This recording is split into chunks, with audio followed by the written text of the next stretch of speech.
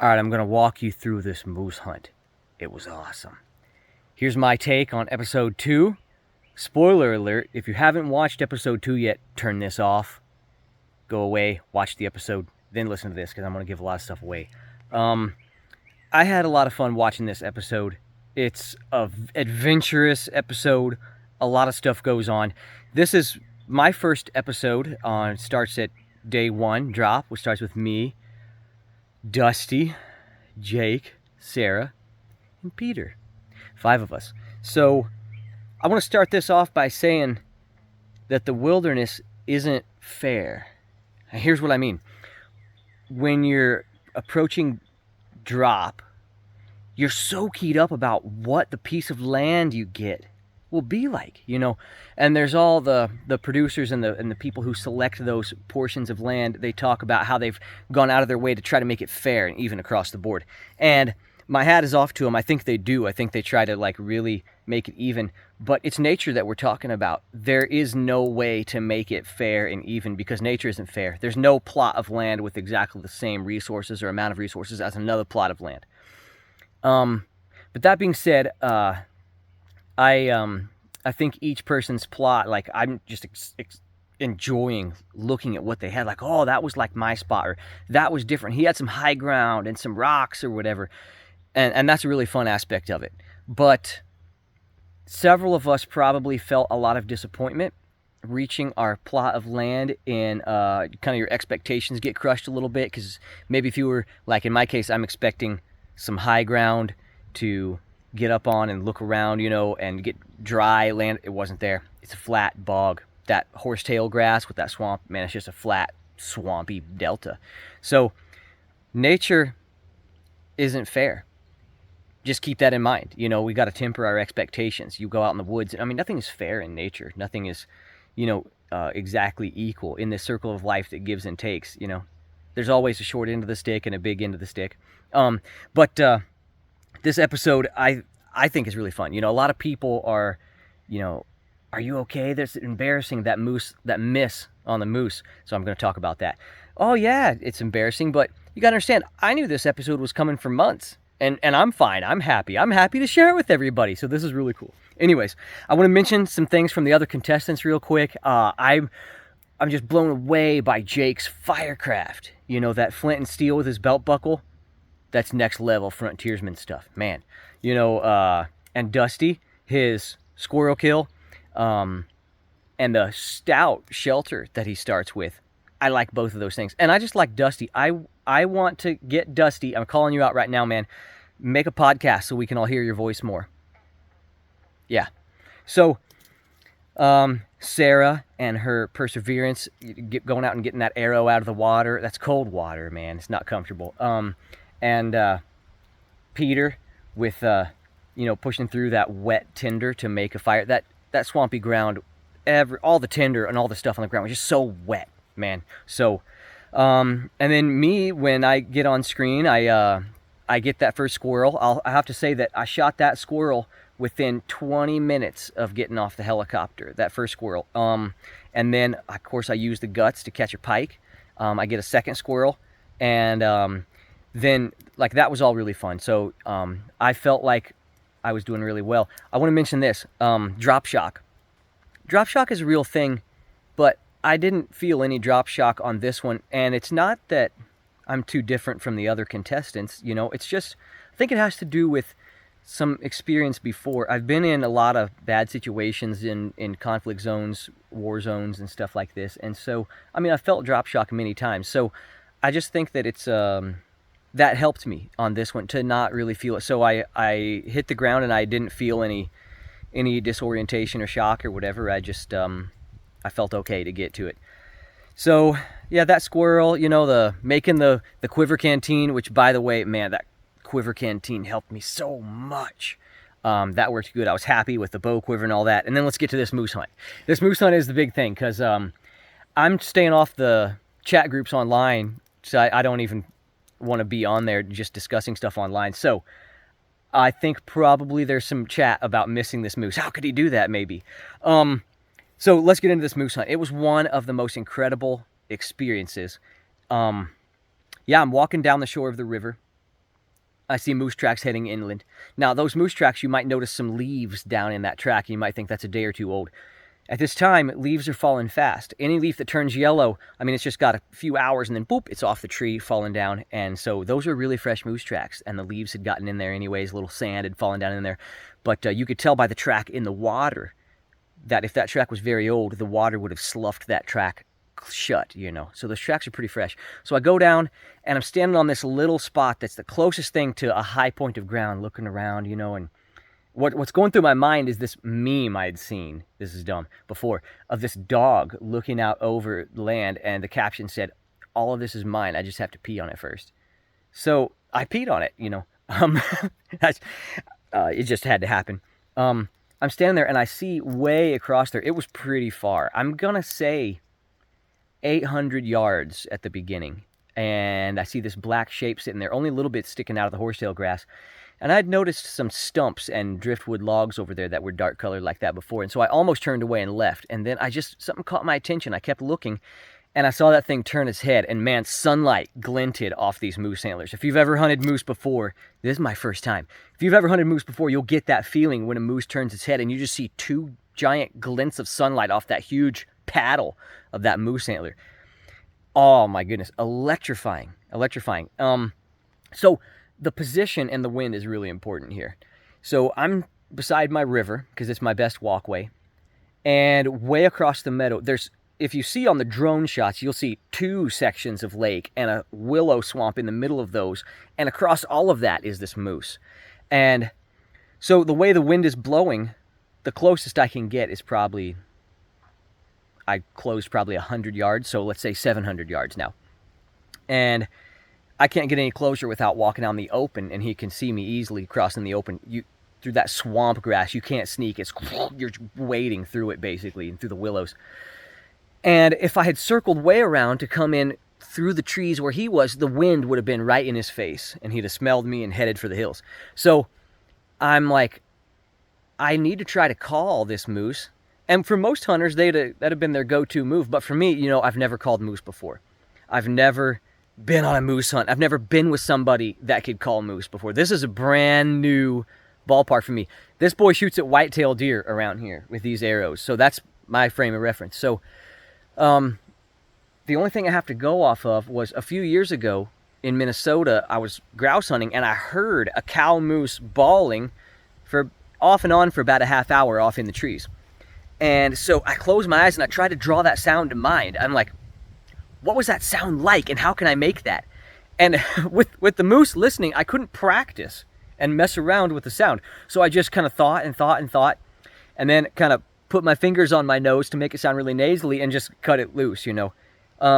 Pro moose hunters watching the show might say, that'd never work. I don't know. I don't know how good the sound is, but I know this. That bull heard me instantly and his antlers swung toward me. So I'm kind of viewing him about 700 yards away. Just through the tops of the grass, I can see his antlers. His antlers swing to me, and he stands up. And I'm like, this is either good or bad. He's standing up to either come to me or run away. I feel that the producers of the show told the story of the hunt pretty well, because at first he started working his way towards me, and then he started working his way away, and that went on about 5 times, you know.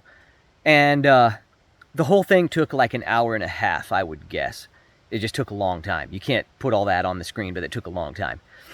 So he would grunt, and then he would thrash these bushes with his antlers, and that gave me a sign that I think my sound is having the right effect on him, because it was getting him horny, you know. And he was starting to get this really aggressive posture, but it was beautiful. Guys, it was just a gorgeous sight. This massive animal just rippling with muscle. You can't see all this detail on my GoPro footage because the GoPro makes things look so far away, but oh my goodness. Black on his back, silver and gold trim fur, you know, just muscles, and he's like grunting. And then every bush he came to, he'd just destroy it, you know, just. So I'm just getting treated to this display that's, to me, it must embody like a quintessential North Country thing, you know. It was awesome. And so I enjoyed that, but I'm on pins and needles because I'm getting invested in this, and maybe too much. So About an hour and a half later, he comes through. He starts coming. He breaks loose from where he's at and comes across the first lake. He gets to the willows in the middle and spends about 15 minutes just thrashing on those and destroying them. And what I'm trying to keep back from right now is calling too often. I just read something somewhere that moose make things happen really slowly. You got to give them their time or else you'll spook them away. So I'm trying to give, in my mind, 10 minutes between each call that I'll give. So he spends about 15 minutes between the lakes thrashing around with his antlers, and then he comes my way and he crosses the next lake and starts walking through that grass. And all along he's angling like this, right and then left, right and then left, because he's sniffing wind currents. But in his mind, I realized later, he had pinpointed exactly where that first call came from. But I didn't know that at the time. I haven't been around moose. So as he veers left, I'd sneak left in the bushes. And that's what you can see on screen with me kind of sneaking over this way. And then when he veered right, I'd sneak right in the bushes to try to stay ahead of him. I should have just stayed put because he was coming exactly from where that call came from. He had a GPS in his brain. So he gets there and it's just gorgeous, gorgeous sight, the whole thing. And he gets there and he starts closing that distance through the grass. And I start ranging it mentally. He came inside 100 yards, and then I know he's inside 75 yards. And then he took a few more steps, and I thought to myself, 35 yards, okay? So, with a traditional bow, you don't have sights with the range. You just kind of have to eyeball what you experienced 35-yard drop before when you've shot. So I think to myself, 35 yards. And the moose stops, and his head turns towards me, and I'm like, this might be my last shot, So I draw back and I'm thinking 35 yards and I let it go. And as soon as the arrow leaves the bow, I know. See, my mind does this thing when I shoot that it slows everything down. Like it takes half a minute, it seems, for the arrow to get there. I can see the feathers spinning as the arrow moves. I can see the curve of the arrow and kind of project it with my eye. And as soon as the arrow leaves the bow, I'm like, oh, something's wrong. And sure enough, the arrow gets there and then starts to drop too fast and goes right underneath his chest, probably about this far under his chest, and it swoops in some grass. And that's what makes that moose jump and jerk like this. If I were just watching the trailer, I'd think the moose was hit because of how it jerked like that. But I got a really good chance to verify that it wasn't hit as it came closer. So I was like, man, that's farther than I thought it was. And the deal is that moose are huge. They're just big, and I'm not used to that. I'm used to looking at white-tailed deer, and ranging that with my eyeball. So I'm trying to make adjustments, but I'm just so not used to it. I think the moose is 35 yards. It's probably 45 or 50 yards, seriously. At least 45 yards. I've listened to the podcast, the Official Alone podcast, and Lucas calls that, and he says to him it looks like it's 45 to 50 yards. So congrats to you, Lucas, for being able to call that from a GoPro footage. I couldn't call it from being on the ground. And by the way, to Callie and Lucas and the host of the podcast there, you guys are amazing. Thank you for all the kind things you guys have said. I love listening to the podcast. You guys are fun to listen to. So the arrow falls underneath the moose, and the moose spooks, and the moose then thinks, whatever's here, I have to smell it to see what it is. And so it makes a wide circle. It runs in a wide circle and gets around me in those bushes. And I think, no way I'm going to get a second shot at this critter. And then I think, now I'll adjust correctly for this drop, And so I'm watching the moose, and it's coming through the trees, and he's behind me in the thick willows where I had been now. And the whole goal that this moose has is to try to get downwind of me to smell me, because then in an instant he can tell exactly what this situation is. He can tell what I am, and he'll be gone if he smells me. So I'm waiting there, and I draw my bow, and he comes to a little break in the trees, and I've got hyper focused on his vital area, and I see him spin to broadside, almost dead broadside. And I say to myself, this is when I do it. I can't miss twice. So I let that arrow go. And like I said, my brain slows it down, and I can see that arrow spinning in. It looks beautiful. Oh my goodness. That shot just looked beautiful. There's a fist-sized patch, a hair on the side of that moose that I'm focused on. It's where his top of his heart and his lungs, that area right there. And that arrow was just dropping right in towards it. So my mind plays the scene in slow motion. I can see that arrow dropping in towards it. The arrow's about 10 feet from the moose, and I just see a flash of white shoot off to the right, and the moose just looks at me. And I immediately knew, that it had been my arrow go off to the right. But it happened so fast that, my mind is focused on this path the arrow's taking, and then shoots to the right. It was a little twig, and I'm going to show you. It's about like the top of this, a little willow twig, about like the top of this right here. And had just deflected my arrow. Just shot way off to the right on a huge tangent angle. Disappeared up in the grass. And that moose looked at me. So I got a good look at it to tell there's no arrow has touched it. Like this moose is completely untouched. And then the moose snorts off into the timber, stomps and thrashes a little bit and disappears. I can't go after it right now because I only had 2 broadheads on my bow and 2 small game arrows. So I just start walking, and I just chant to myself, walk it off, walk it off, walk it off. I couldn't believe that. So I did that, and I did a lot of exploring that day and went around just shaking my head, just be like, walk it off. Now, you see me later on in my camp, leaning up against a tree with my axe, and I'm really down. That really happened, and it's really natural. I think anybody in that situation who missed such a big game animal got good footage of missing it. That's not the time when you want to be getting good footage. But I got good footage of missing that dude. And I was down from the shame of it, just burning inside me. But I want to say this, there was no reason to be that down because I was fine without a moose encounter at all. I had plenty of food. I had fish to eat, several fish to eat at this point. I had too much fish, more fish than I could eat at 3 meals a day at this point, day 5. And I just started seeing that moose come in and just started expecting it. I started letting my expectations get set on just killing it and just sitting on a huge stack of meat, And in life, it's that way for us. We can let our expectations steal away our happiness. We can start expecting something that we don't even have to have. And we start to expect it so much that then we think we can't do without it. And so later on that day, I get a minute laying in my sleeping bag to normalize and to say to myself, I'm fine without it, But it was a really down moment, because I'm sitting there projecting in my mind these moments out here on TV, like, oh my gosh, I'm gonna look really awful missing this moose.